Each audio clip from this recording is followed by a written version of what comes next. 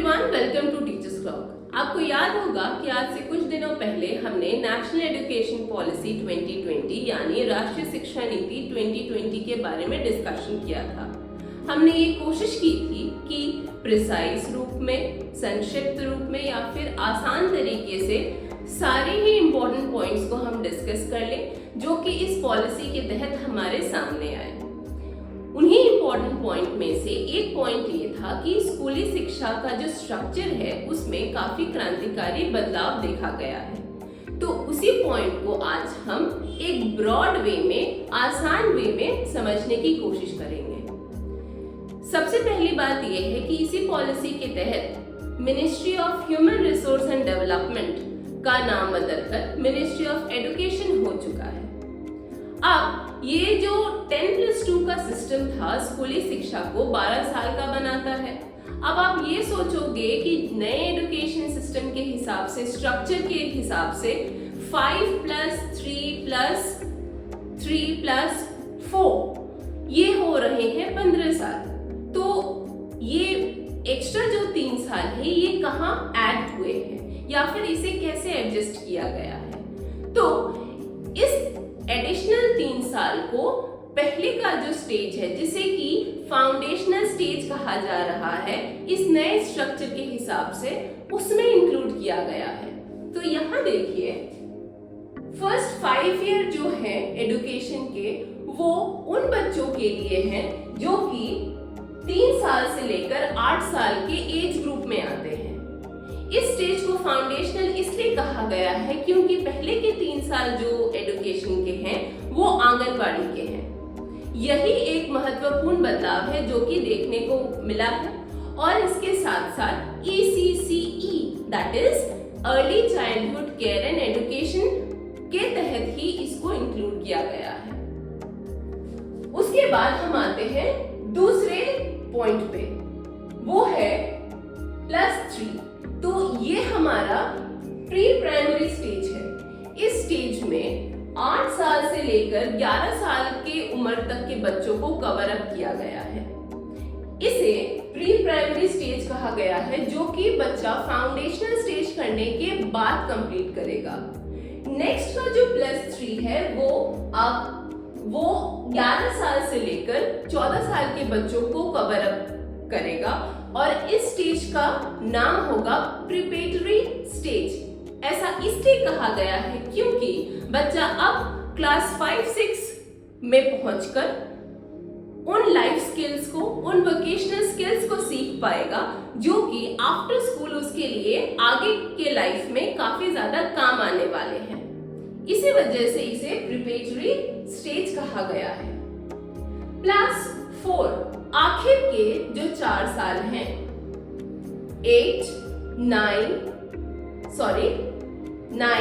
10, 11, 12, ये last stage जो है वो है सेकेंडरी स्टेज। इस स्टेज में एज ग्रुप जो है वो कवर अप कर रहा है 14 इयर्स से लेकर 18 इयर्स तक के बच्चों को। ये सेकेंडरी स्टेज है। इसे कंप्लीट करने के बाद बच्चों की जो स्कूली शिक्षा है वो कंप्लीट हो जाएगी। बदलाव यही है कि एडिशनल 3 इयर्स जो ऐड हुए हैं वो आंगनवाड़ी के ऐड हुए हैं, जिसका फोकस ये रहा है कि ECCE पे कंसंट्रेशन ज्यादा हो। इसके साथ साथ कई और भी बदलाव स्कूली शिक्षा से रिलेटेड हमें देखने में आए हैं। उन बदलावों को भी एक एक करके हम डिस्कस कर सकते हैं, जान सकते हैं। जैसे पहली बात, क्लास 6 से बच्चों को वोकेशनल एजुकेशन से अवगत कराया जाएगा।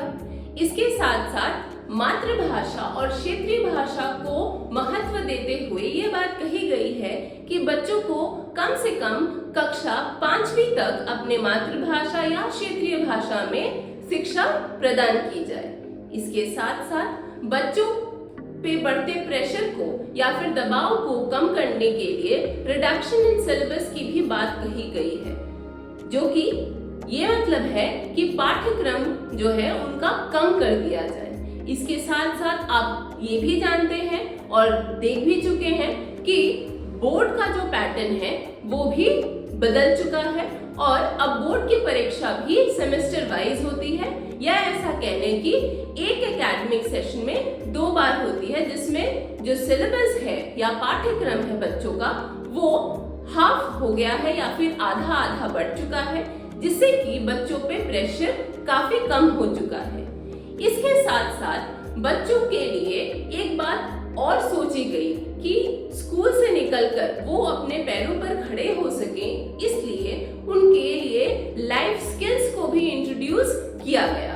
वो है कि ये लाइफ स्किल्स आप कह लें या फिर जीवन कौशल कह लें, इसको उन्हें इंक्लूड किया गया उनके पाठ्यक्रम में, जो कि स्कूली शिक्षा के अंतर्गत ही वो पूरी कर पाएंगे और कंप्लीट करके जब वो क्लास 12 के बाद स्कूल से बाहर होंगे तो ऐसा कुछ कर पाएंगे वोकेशनल एजुकेशन की वजह से या फिर लाइफ स्किल की वजह से, जिससे वो अपने ब्रेड एंड बटर या फिर अपनी जीविका चला पाएंगे।